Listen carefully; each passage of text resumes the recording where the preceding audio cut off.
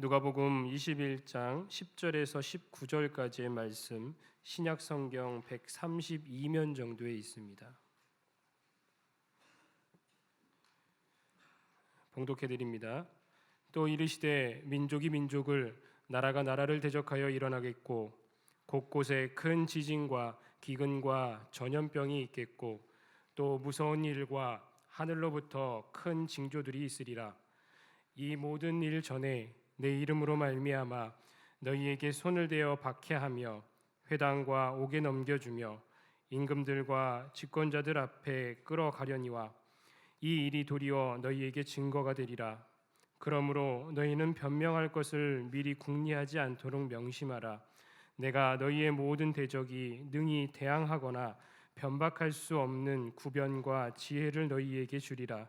심지어 부모와 형제와 친척과 벗이 너희를 넘겨주어 너희 중에 몇을 죽이게 하겠고 또 너희가 내 이름으로 말미암아 모든 사람에게 미움을 받을 것이나 너희 머리털 하나도 상하지 아니하리라. 너희의 인내로 너희 영혼을 얻으리라. 아멘. 이 시간 할렐루야 찬양대에 찬양이 있겠습니다.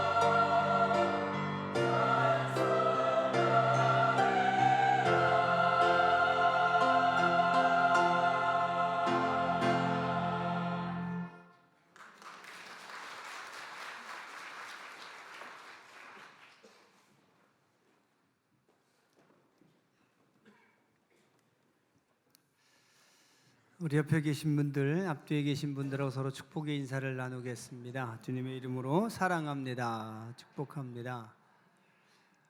눈이 아주 많이 왔습니다. 길이 미끄러운데도 거룩한 예배에 참석하신 여러분 주의 이름으로 환영하고, 눈 많이 주신 것만큼 하나님의 은혜를 하나님께서 이 시간 또 여러분에게 주실 줄로 믿습니다. 사람들은 누구나 다 요즘이 말세라고들 말합니다. 세상이 이렇게 가다가는 분명히 망할 수밖에 없을 거다라고 말합니다. 그리고 이 말은 예수 믿는 사람이나 안 믿는 사람이나 다 한결같이 공통적으로 하는 말들입니다. 그런데 여러분, 지금 시대뿐만이 아니라 어느 시대나 그 시대를 사는 사람들은 모두가 다 한결같이 자기 시대가 말세라고 말하며 살았습니다. 그 시대에 특별하게 복을 받아서 잘 사는 소수의 몇몇 사람들 예외하고는 대부분의 사람들은 자기 시대가 가장 어렵고 이 시대 끝나면 세상이 망할 거라고 생각을 하며 살았습니다. 그리고 가장 심각하게 자기 시대가 말세라고 생각했던 임박한 종말론에 의해서 자기 생활을 구체적으로 간섭받았던 사람들이 살았던 시대는 바로 초대교회 시대였다는 겁니다. 예수님의 12 사도들에 의해서 교회가 세워지고 그들이 설교할 때마다 놀라운 능력이 나타나고 또 교회마다 성령께서 놀랍도록 뜨겁게 역사하던 시기였습니다. 때문에 우리는 그 시대를 생각하면서 그 시대 사람들이 얼마나 좋았을까, 얼마나 기뻤을까.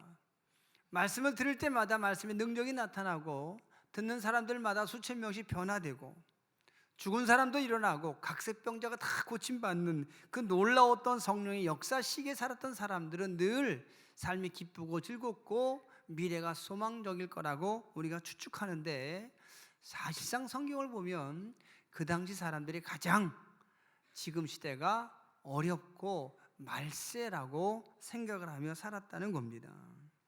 곧 예수님께서 다시 오실 줄만 알고 기대하고 살았습니다.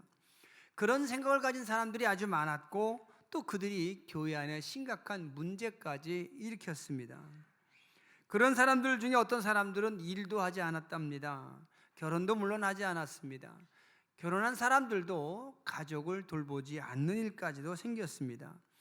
이제 곧 예수님 다시 오실 텐데, 세상 망할 텐데 일은 해서 뭐하고, 직장은 가서 뭐하고, 공부는 해서 뭐하고, 가족 돌보는 것보다 기도하고 말씀 듣고 복음 전하다가 예수님 오시면 예수님 손잡고 하늘나라 가서 영원히 사는 거, 그게 전부 아니겠느냐, 이런 생각들 때문에 그들은 다 일상을 놔버린 겁니다. 그래서 사도 바울은 데살로니가 교회에 있는 그런 사람들을 향해서 누구든지 일하기 싫어하거든 먹지도 말게 하라고 직설적으로 그들을 향해서 경고합니다. 한 번 말씀하신 것도 아니고 데살로니가에 보낸 첫 번째 편지에도 이 말씀이 들어있고 두 번째 보낸 편지도 똑같이 이 말씀이 들어있는 것으로 봐서 이 당시 이런 마음 가진 사람들이 얼마나 많았는지를 우리가 짐작하게 합니다. 결국 여러분, 거의 모든 시대의 사람들이 그 시대를 살면서 지금 우리 시대가 말세다, 이 시대 끝나면 아마 세상 망할 거다, 이런 생각 가지고 살았다는 겁니다. 그리고 그 말들은 성경적으로 볼 때 결코 틀린 말이 아니기도 합니다. 모든 시대의 사람들은 다 성경에서 말씀하고 있는 말세를 산 것이 분명합니다. 오늘 말씀을 보시기 바랍니다. 예수님께서 말씀하시는 말세의 징조들이 있는데 이 말세의 징조들이 거의 모든 시대마다 다 있어 왔습니다. 본문 10절과 11절의 말씀을 함께 다시 한번 읽겠습니다. 또 이르시되 민족이 민족을, 나라가 나라를 대적하여 일어나겠고 곳곳에 지진과 기근과 전염병이 있겠고 또 무서운 일과 하늘로부터 큰 징조들이 있으리라. 아멘. 예수님께서 말씀하신 말세의 징조들, 마지막 때 현상들이라고 하는 것이 전쟁, 자연재해, 기근, 전염병, 또 전에는 듣도 보도 못했던 무서운 일들이라고 말씀합니다. 그리고 이런 일들은 각각의 시대마다 언제나 있어 왔던 사건들 혹은 현상들입니다. 여러분 생각해 보시기 바랍니다. 이 지구상에서 전쟁이 없었던 시기가 있습니까? 지금도 중동과 아프리카의 몇몇 나라는 전쟁하고 있습니다. 지금 이 순간에도 포를 쏘고 있고 비행기가 날아가서 폭격을 하고 있는지도 모릅니다. 안전하다고 말한 미국도 유럽도 지금은 테러와 전쟁 중에 있습니다. 지난 금요일에 인터넷에 떠 있는 장관 뉴스를 보았더니 작년 8월부터 미국과 프랑스에서 IS를 근거지를 폭격을 해서 IS 군인들을 사망하게 했는데 그 죽은 IS 군인들의 숫자가 대략 2만 2천 명쯤 될 거다라고 뉴스에 보도한 것을 읽었습니다. 지금 이 순간에도 수백 명, 수십 명이 죽고 다치는 민족 간의 전쟁, 나라 간의 전쟁은 계속되고 있습니다. 이 전쟁은 인류 역사에 있어서 쉰 적이 없습니다. 그리고 기근, 이 가난에 대한 소식들도 어제 오늘 새삼스럽게 들리는 소식도 아닙니다. 가난한 사람 점점 더 많아지고 있습니다. 기근 때문이든 아니면 잘못된 경제 구조 때문이든 아니면 사람 욕심 때문이든 전쟁 때문이든 여러 가지 이유가 있지만 가난은 점점 더 심해지고 있고 빈부의 격차도 점점 심해지고 있는 것 사실입니다. 여러분 올 1월 달에 국제 구호단체인 옥스팸이라는 곳에서 조사하고 발표한 내용이 뉴스에 보도가 되었는데 충격적입니다. 전 세계에서 상위 1%의 부자들이 가진 재산이 나머지 99%의 사람들이 가진 재산보다 많아졌다는 겁니다. 올해. 여러분 이 심각한 빈부의 격차가 피부에 와 닿으십니까? 상위 1%의 사람들이 가진 전 재산을 다 합쳐놓으니까 나머지 99%의 사람들이 가진 재산보다 많다는 겁니다. 좀 더 구체적인 조사가 있는데 지금 전 세계에서 정말 돈이 많은 사람들, 그 사람들 슈퍼리치라고 부른답니다. 그들이 가진 재산, 전 세계에서 가장 돈 많은 사람 62명의 자산을 합해 놓으니까 전 세계 인구 50%, 하위 50%의 인구가 가지고 있는 재산 합계랑 비슷하답니다. 여러분 무슨 말씀인지 이해가 되십니까? 제가 계산을 해봤습니다. 아주 간단한 계산입니다. 지금 전 세계 인구가 약 72억쯤 된답니다. 2억을 떼고 계산하기 쉽게 70억으로 계산하면 70억 인구 가운데 절반 부자, 절반 가난한 사람으로 이렇게 그냥 나눠서 본다면 지금 전 세계에서 가장 돈 많은 사람 슈퍼리치 62명의 재산이 하위 50%의 인구, 즉 35억 명이 가지고 있는 재산과 맞먹는다는 겁니다. 그러면 여러분 그 62명의 재산은 얼마나 많은 겁니까? 계산도 할 수 없는 겁니다. 정말 심각한 빈부격차, 가난의 문제, 이제 구체적으로 우리 사회 문제고 우리가 피부로 느끼고 있는, 눈으로 보고 있는 문제입니다. 지진과 해일, 이상기후 같은 이런 자연재해도 이젠 더 이상 이상하지도 않습니다. 거의 매일 빼놓지 않고 뉴스거리가 되고 있는 교통사고 뉴스처럼 지금 세계 곳곳에서 지진으로, 해일로, 또 한파나 홍수로, 가뭄으로 피해를 입고 있다는 뉴스 매일 듣고 있지 않습니까? 또 전염병은 어떻습니까? 지난해 우리는 메르스라는 전염병으로 온 나라와 국민들이 긴장했었습니다. 전염병 때문에 병원이 폐쇄되고 사람들이 거리를 다닐 때 모두 마스크를 쓰고 다녔습니다. 경찰관이 감염된 병원을 지키고 감염된 사람들이 집 밖으로 나오지 못하도록 집 안에 있으라고 권면하고 나가면 쫓아가서 붙잡아올 정도로 마치 소설에서나 보고 영화에서나 봤던 장면들을 우린 작년에 몸으로 살았습니다. 올해는 또 어떤 종류의 전염병이 어느 나라에서 오는 비행기를 타고 누구를 통해 우리에게 전해질지 모두가 걱정하고 있을 뿐입니다. 뿐만 아니라 우린 그동안 듣지도 보지도 못했던 무섭고 끔찍한 사건들을 늘 새로 접하고 있습니다. 매일매일 새로 놀라고 있는 겁니다. 잘 아시지 않습니까? 부천에서 젊은 아버지 어머니가 학교에서 어린 아들이 말썽 부린다고 때려서 죽였는데 그 시신을 냉장고에 3년 3개월 동안 보관하는 정말 무섭고 여러분 어이없는 엽기적인 사건을 요즘 뉴스로 보고 있습니다. 미국에선 이런 일도 있었답니다.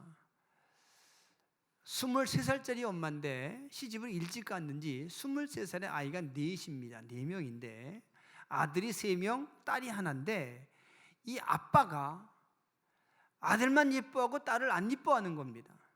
그래서 이 젊은 엄마가 아빠가 딸을 안 예뻐하고 아들만 예뻐한다고 아들 셋을 다 죽였습니다. 1년 사이에 차례차례. 막내 아들이 생후 3개월이었답니다. 여러분, 이보다 더 무서운 일이 어디 있습니까? 이보다 더 끔찍한 일이 어디 있습니까? 이런 사건이 예전에 있었습니까? 그런데 계속해서 이런 사건들은 우리 귀에, 우리 눈에 들리고 보일 겁니다. 예수님께서 말씀하신 말세의 징조가 전쟁과 지진과 전염병과 무서운 일이라면 지금 그런 일들 다 있습니다. 그런 말세의 징조들, 마지막 현상들 이미 우리와 함께 살고 있습니다.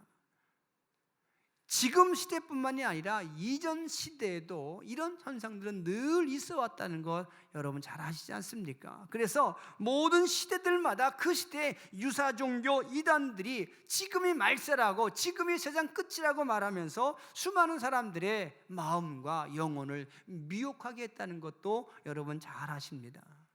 또 한 가지 예수님 말씀하신 말세의 징조가 있습니다. 본문 12절의 말씀인데 함께 읽겠습니다. 이 모든 일 전에 내 이름으로 말미암아 너희에게 손을 대어 박해하며 회당과 옥에 넘겨주며 임금들과 집권자들 앞에 끌어가려니와. 아멘. 신앙적인 박해, 핍박이 말세의 징조 중에 하나라고 말씀합니다. 예수 믿는다는 이유 때문에 매를 맞고 목숨을 잃어버리는 핍박, 박해가 말세의 징조 가운데 하나라고 말씀합니다. 그리고 이 징조 또한 여러분 옛날부터 있어 왔다는 것 우리는 인정하지 않을 수 없습니다. 전쟁이나 기근이나 지진, 전염병처럼 모든 시대들마다 지구촌 어느 한 구석인가는 늘 신앙적인 핍박은 있어 왔습니다. 예수님 명령에 따라서 제자들이 복음을 전하며 교회를 세운 후부터 지금까지 핍박이 완전히 사라진 적은 한 번도 없습니다. 2000년이 넘는 교회 역사는 한마디로 핍박과 순교의 역사입니다. 지금 이 순간에도 북한에서는 예수 믿는 사람들 핍박당하고 있지 않습니까? 북한 선교를 담당하고 있는 우리나라의 모퉁이돌 선교회의 자료에 의하면 지금 북한에는 약 9만에서 14만 정도의 성도가 있는 것으로 추정한답니다. 대부분의 성도들이 북한 정부가 인정하지 않는 그런 지하교회에서 끼리끼리 모여 예배드리고 있는데 그렇게 예배드리다가 적발이 되면 바로 교화소에 가고 수용소에 가서 말할 수 없는 고초를 겪다가 순교를 당하고 있다는 겁니다. 북한뿐이 아닙니다. 잘 아시는 것처럼 IS 단체도 예수 믿는다고 하면 무조건 붙잡아다가 고민하고 때리고 공개 처형하고 그것을 영상으로 띄워서 전 세계 사람들이 보게 하고 있지 않습니까? 예수님께서 말씀하신 마지막 때의 현상들, 말세의 징조들 이미 다 있습니다. 어느 것 하나 없는 게 없습니다. 그리고 이것은 지금 시대에만 있는 것이 아니라 이전 시대부터 다 있어 왔습니다. 앞으로도 늘 있을 겁니다. 때문에 여러분 사람들은 늘 말세를 살았다는 것이 맞는 말입니다. 예수님께서 말씀하시는 말세는 어느 한 시점, 어느 한 장소를 지정하는 그런 시간적이고 공간적인 때와 장소가 아닐 수 있습니다.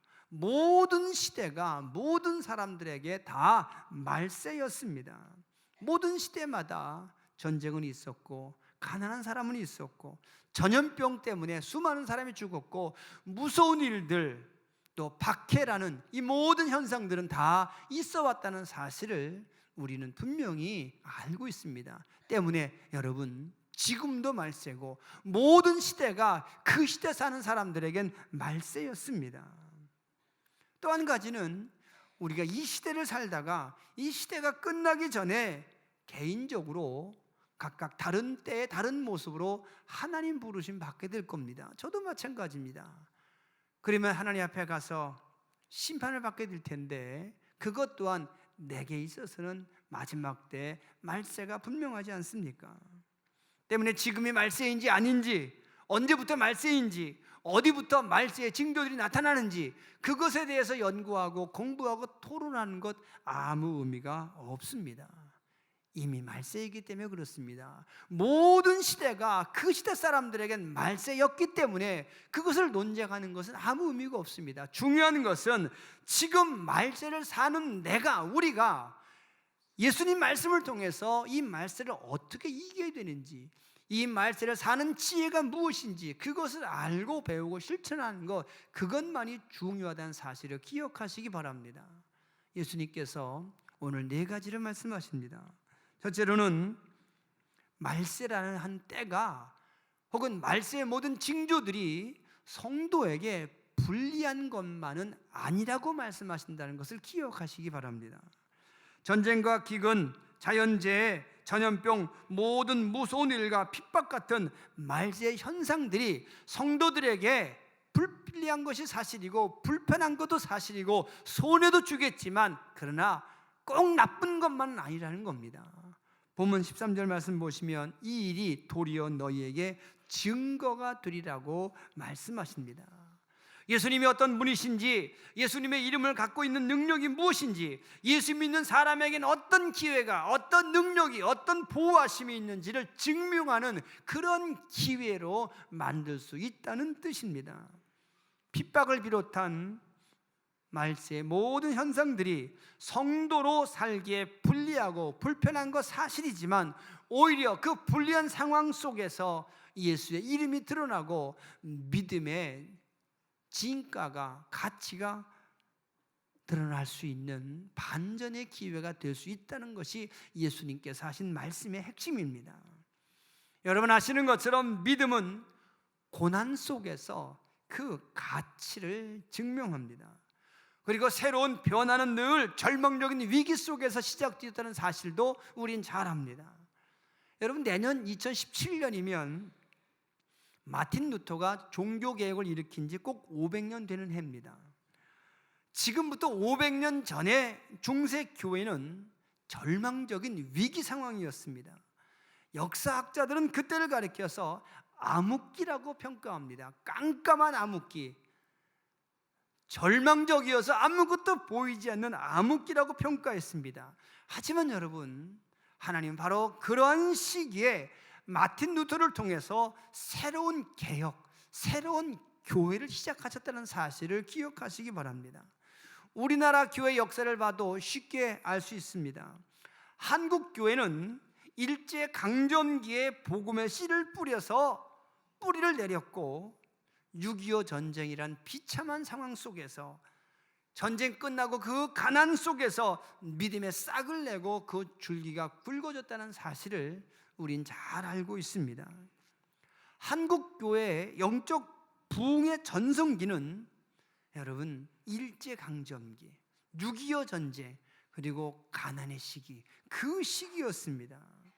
오히려 우리나라가 잘 사는 나라의 대열에 들어서는 80년대 후반부터 90년대 들어오면서 한국 교회의 성장은 하락하고 사회에 끼치는 경건의 영향력은 점점 둔화되었다는 사실을 우린 잘 알고 있습니다. 급기야는 2000년대 들어오면서부터는 한국 교회가 타락하고 있다고 말할 지경에 이르렀습니다. 여러분, 말세의 여러 가지 불리한 현상들은 믿음의 장애가 될 수는 없습니다. 복음의 장애가 되지 않습니다. 믿음의 사람들, 영적인 거장들이라고 불리우는 신앙의 위인들은 오히려 그 불리한 환경 속에서, 그 불편함 속에서, 핍박 속에서 예수님의 이름과 복음의 능력을 증명한 사람들이었다는 것을 기억하시기 바랍니다. 이제 오늘 우리가 사는 이 마지막 때, 여러 가지 마지막 때의 현상들로 인해서 불편하고 불리하고 손해보는 것 있지만, 그럼에도 불구하고 그것이 우리에게 불리하고 나쁜 것만은 아니라는 사실을 기억하시고, 이 마지막 때 오히려 성도임을 증명하고 믿음을 증명하며 살아가는 하나님의 사람들로 살아가시기 바랍니다. 두 번째로 예수님은 말세를 사는 우리들에게 세상을 향해서, 믿지 않은 사람들을 향해서 변명하라고, 궁리하지 말라고 명심하라고 말씀하십니다. 14절의 말씀을 함께 읽겠습니다. 그러므로 너희는 변명할 것을 미리 궁리하지 않도록 명심하라. 아멘. 믿지 않는 세상 사람들에게, 믿으려 하지 않는 세상에게 예수를 설명하고 복음을 이해시키고 설득시키려고 궁리하지 말라 말씀하십니다. 그리고 이 말은 명심하라고 또 강조하십니다. 여러분, 저는 이 말씀이 정말 가슴에 와 닿았습니다. 얼마나 제 속이 이 말씀 때문에 시원했는지 모릅니다. 저는 목사로 살면서 모든 사람들에게 복음을 전해야 되는 그런 삶을 살고 있는데, 안 믿으려는 사람들, 예수를 무시하고 모욕하는 사람들 앞에서 예수를 전한다는 것이 얼마나 어렵고 때론 자존심이 상하는지 참 속상한 적이 많았습니다. 그런데 여러분, 예수님께서 말씀하시기를 굳이 변명하려 하지도 말아라, 굳이 설명하려고 하지도 말아라, 이해시키려고 하지 말아라. 안 된다. 명심해라. 여러분, 제 마음이 얼마나 가벼워졌겠습니까? 여러분도 이 부분에서 이 말씀 때문에 가벼워지시기를 주님의 이름으로 축복합니다. 예수 믿지 않은 사람들에게 예수를 설명하고 복음을 설득시킨다는 것 어려운 일입니다. 거의 불가능합니다. 언젠가 여러분 텔레비전 공개 토론 프로그램에서 요즘 가장 인기 있는 논객 중에 하나라고 하는 진중권 교수와 몇 명의 목사들이 함께 토론하는 것을 제가 본 적이 있습니다. 아마 지금도 여러분들 검색하시면 볼 수 있는 영상들입니다. 지켜보는데 토론이 아닙니다. 그냥 말싸움입니다. 어느 한쪽도 물러서거나 양보하지 않는 말싸움이었습니다. 서로의 자기 주장만 하다가 아무 결론도, 아무 합의도, 이해도, 설득도 시키지 못하고 그냥 끝나버린 그냥 말싸움입니다. 유능한 사회자가 있어도 중재가 안 됩니다. 텔레비전 카메라가 여러 대가 찍고 있고 다 방청객들도 있고 이게 방송에 나갈 텐데도 전혀 양보가 없습니다. 여러분, 믿을 수 없다고 말하는 사람에게 믿으라고 말하는 거, 이거 폭력입니다. 마찬가지로 하나님의 뜻과 하나님의 계획을 사람의 말과 사람의 논리로 이해시켜보라고, 나를 설득시켜보라고 요구하는 거, 이것도 폭력입니다. 예수님 말씀은 읽고 배워서 아는 것이 아니라 삶에서 경험되는 사건임을 믿으시기 바랍니다. 때문에 우리가 이 말세에 예수님 부인하고 무시하고 모욕하는 사람들을 이해시키려고, 설득시키려고 하는 시도 자체가 여러분 무모한 일일 수 있습니다. 사람들에게 복음을 믿게 하는 것, 그것은 하나님께서 하실 일입니다. 우린 단지 그들에게 복음을 소개할 뿐입니다. 예수를 소개할 뿐입니다. 복음으로 변화된 내 모습을 그들에게 보여줄 뿐입니다. 그들의 마음을 바꾸시는 것, 그것은 하나님이 하실 일입니다. 여러분, 이렇게 생각해 보시기 바랍니다. 내가 예수 믿게 된 것처럼 여러분 어떻게 예수 믿게 되셨습니까? 지식적으로 이해가 돼서, 논리적으로 설득이 돼서 그래서 예수 믿으셨습니까? 아닙니다. 나도 모르는 사이에 어떤 상황이나 사건 때문에, 어떤 사람 때문에, 어떤 변화 때문에 내 마음이 변해서 내 속에 복음이 들어왔다는 사실, 그래서 내가 지금 이 자리에 앉아 있지 않습니까? 그것처럼 나 같은 사람 예수 믿게 된 것처럼 세상에 있는 사람들도 언젠가는 하나님께서 그 마음 바꿔주시고 변화시켜주시고, 내가 경험한 것처럼 어떤 사건이나 어떤 상황을 통해서 예수님 만나주심으로 그들도 그렇게 예수 믿게 된다는 사실을 기억하시기 바랍니다. 때문에 우리가 내 논리로, 내 짧은 지식으로 예수를, 복음을 설득시킨다는 거 여러분 우리 그만둬야 합니다. 할 수 없습니다. 하나님께 맡겨야 합니다. 그리고 하나님께서는 먼저 믿은 성도들에게 순간순간 지혜와 능력 주셔서 세상 사람들이 반박할 수 없는 영적인 논리와 지혜를 주신다고 약속하십니다. 본문 15절의 말씀을 함께 읽으시기 바랍니다. 내가 너희의 모든 대적이 능히 대항하거나 변박할 수 없는 구변과 지혜를 너희에게 주시리라. 아멘. 이 약속 믿고 여러분 변화된 내 삶을 보여주는 그런 전도자들이 되시기를 바랍니다. 예수님의 복음과 하나님의 나라는 사람의 지식과 사람의 논리로 이해시킬 수도 없고 설득시킬 수 없습니다. 내가 예수 믿게 된 것처럼 그들도 하나님의 만져주심, 성령님의 만나주심, 예수님의 사랑을 경험하게 함으로 예수를 알게 될 것임을 여러분 기대하시고 믿으시기 바랍니다. 세 번째로 예수님은 성도들이 말세를 살면서 세상 사람들로부터 미움도 많이 받고 그 미움이 지나쳐서 죽임도 당하겠지만 그러나 하나님께서 그 머리털 하나도 상하지 않게 보호하실 것이라고 약속하십니다. 본문 16절과 17절의 말씀을 함께 읽으시기 바랍니다. 심지어 부모와 형제와 친척과 벗이 너희를 넘겨주어 너희 중에 몇을 죽이게 하겠고 또 너희가 내 이름으로 말미암아 모든 사람에게 미움을 받을 것이나 너희의 머리털 하나도 상하지 아니하리라. 아멘.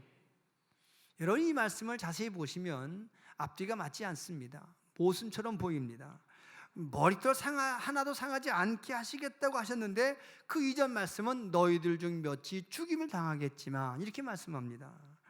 이미 핍박받아 죽은 사람이 있는데 하나님께서, 예수님께서 머리털 하나도 상하지 않게 하시겠다고 약속하십니다. 이게 앞뒤가 맞지 않지 않습니까? 하지만 여러분 19절의 말씀을 보시면 예수님께서 머리털 하나도 상하지 않게 하시겠다는 것은 그 사람의 육신을 말하는 것이 아니라 영혼을 보호하신다는 말씀으로 우리가 해석해야 된다는 것을 알게 됩니다. 비록 말세에는 성도들이 세상 사람들로부터 미움을 당하겠지만 그 미움이 지나쳐서 죽임도 당하겠지만 그 영혼은 하나님께서 완벽하게 책임지신다는 약속의 말씀입니다.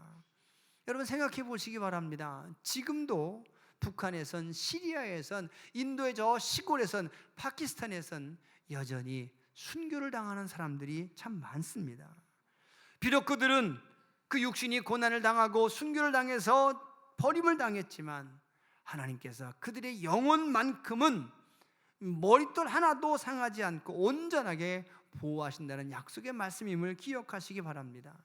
만약에 여러분 예수 믿는 사람들은 1000년이고 2000년이고 안 죽고 살고 예수 안 믿는 사람만 100살 넘으면 죽는다고 한다면 만약에 그렇다면 이 18절의 말씀이 말씀 그대로 해석해도 괜찮습니다. 예수 믿는 사람들은 1000년이고 2000년이고 안 죽기 때문에 머리털 하나도 상하지 않겠다, 이 말은 그대로 맞아 들어갈 수 있지만 그렇지 않습니다. 현실적으로 보면 예수 믿는 사람도 죽습니다. 기도하는 사람도 나이 들면 죽고 열심히 하나님께 큰 믿음 가지고 산 사람도 어이없는 사고로 죽을 수도 있습니다. 다 죽습니다. 단지 조금 더 살거나 조금 일찍 죽거나의 차이일 뿐입니다. 때문에 중요한 것은 영원히 사는 영혼의 생명, 영혼의 건강이 중요합니다. 때문에 예수님께서 머리털 하나도 상하지 않게 보호하시겠다는 것은 육신을 말함이 아니라 영혼을 말하는 것임을 우리는 믿어야 합니다. 하지만 여러분 하나님께서 완벽하게 책임지시는 영혼, 그 성도의 영혼도 조건이 있습니다. 말씀에 보면 하나님의 이름으로 말미암아 모든 사람에게 미움받는 성도들이라고 말합니다. 사람들에게 미운 짓 하다가 미움받는 사람을 하나님께서 보호하시겠다는 것은 결코 아닙니다. 그래서 베드로전서 2장 20절 말씀에서 이렇게 말씀합니다. 함께 읽겠습니다. 죄가 있어 매를 맞고 참으면 무슨 칭찬이 있으리요? 그러나 선을 행함으로 고난을 받고 참으면 이는 하나님 앞에 아름다우니라. 아멘. 여러분 이 말세 속에서 성도답게 사는 성도들의 영혼을 하나님께서 보호하신다고 약속하십니다. 예수님 때문에 불편하고 하나님 때문에 미움받고 성령님 때문에 손해보는 사람들의 영혼은 하나님이 책임져 주시는 것이지, 욕심부리다가 교만 떨다가 고집 피우다가 매를 맞고 고난당하는 하고 실패하는 사람들의 영혼까지 하나님이 책임지신다는 말씀은 결코 아니라는 사실을 여러분 기억하시길 바랍니다. 마지막 네 번째로 말세를 사는 성도의 지혜는 인내입니다. 본문 19절의 말씀을 함께 읽겠습니다. 너희의 인내로 너희 영혼을 얻으리라. 아멘. 여러분, 하나님을 믿는 믿음과 종교적인 감정과는 분명히 구별해야 합니다. 전혀 다른 겁니다. 하나님 믿고 예수님의 말씀을 믿고 예수님을 기다리는 그런 믿음과 일시적인 종교적 감정과는 여러분 전혀 출발부터 또 결과까지 전혀 다릅니다. 하나님을 믿고 예수님 말씀을 믿는 믿음은 인내로 그 믿음이 증명됩니다. 믿음의 수준이나 믿음의 크기를 증명하는 것이 바로 인내입니다. 하지만 일시적인 종교 감정은 한두 번의 헌신이나 잠시 동안의 열정만을 보여줄 뿐입니다. 인내하지 못합니다. 오래 갈 수가 없습니다. 그리고 인내하지 못하는 종교적 감정 가지고는 하나님의 은혜를 얻을 수도 없고 구원의 삶을 유지할 수도 없고 예수님의 약속을 오래 참고 기다릴 수 없습니다. 그래서 야고보서 5장 10절 말씀에서 이렇게 말씀합니다. 함께 읽겠습니다. 형제들아, 주의 이름으로 만한 선지자들을 고난과 오래 참음의 본으로 삼으라. 보라, 인내하는 자를 우리가 복되다 하나니 너희가 욥의 인내를 들었고 주께서 주신 결말을 보았거니와 주는 가장 자비하시고 긍휼히 여기시는 이시니라. 아멘. 이 말씀처럼 여러분, 이 마지막 때를 사는 우리에게 가장 중요한 지혜는 인내입니다. 어쩌면 여러분 2000년이 넘도록 우리가 한결같이 예수님을 기다려왔던 이유는 여기 인내에 있습니다. 모든 시대의 기독교인들이 예수님 다시 오심을 기다리는 시간이 벌써 2000년인데 2000년 믿음을 유지하려면 필요한 것은 인내 아니겠습니까?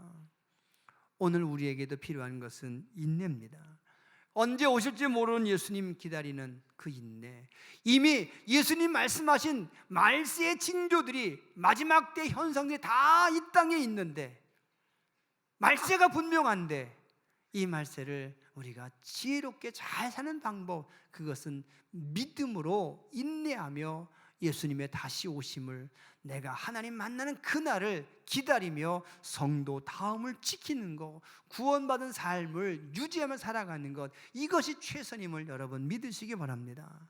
사랑하는 성도 여러분, 지금 우리는 말세를 살고 있는 것이 분명합니다. 우리뿐 아니라 우리 이전 시대 모든 사람들도 다 그 시대의 말세를 살았습니다. 또 우리 이전 시대의 모든 사람들은 이전에 하나님의 심판대 앞에서 이미 심판받고, 어떤 이들은 천국에서 영생하고 계시고 어떤 사람들은 영원히 버림받았을 겁니다.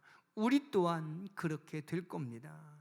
때문에 지금이 말세인지 아닌지 따지는 논쟁은 아무 의미가 없습니다.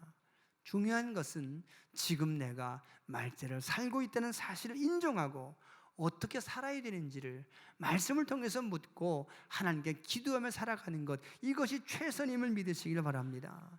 첫째로는 말세가, 이 마지막 때 모든 현상들이 성도로 살기에 불리한 환경만은 아니라는 사실로 우리의 생각이 달라져야 합니다. 두 번째로는 세상 사람들에게 굳이 예수를 말로 설명하고 논리로 이해시키고 설득시키는 노력을 그만두어야 합니다.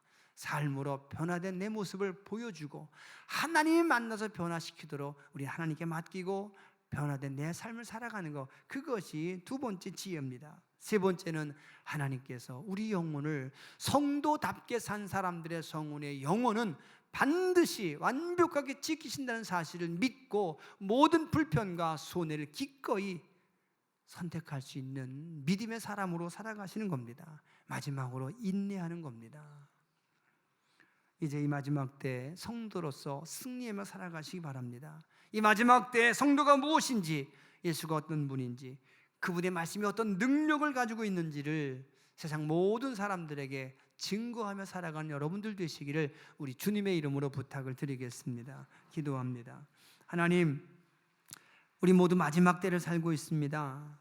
모든 시대 사람들이 다 마지막 때를 살았고 그 시대 사람들 이미 하나님 만나서 심판받고 천국으로 혹은 영원한 멸망으로 구분되어 있음을 잘 압니다. 우리 또한 그렇게 될 터임을 깨닫게 하시고 인정하게 하시어서 이 마지막 때 우리가 어떻게 살아야 되는지를 말씀을 통해 가르쳐 주셨사오니 기억나게 하시고 명심하게 하시어서 이 마지막 때를 성도다운 지혜로 살아가게 하여 주시옵소서. 예수님 이름으로 감사하며 기도합니다. 아멘.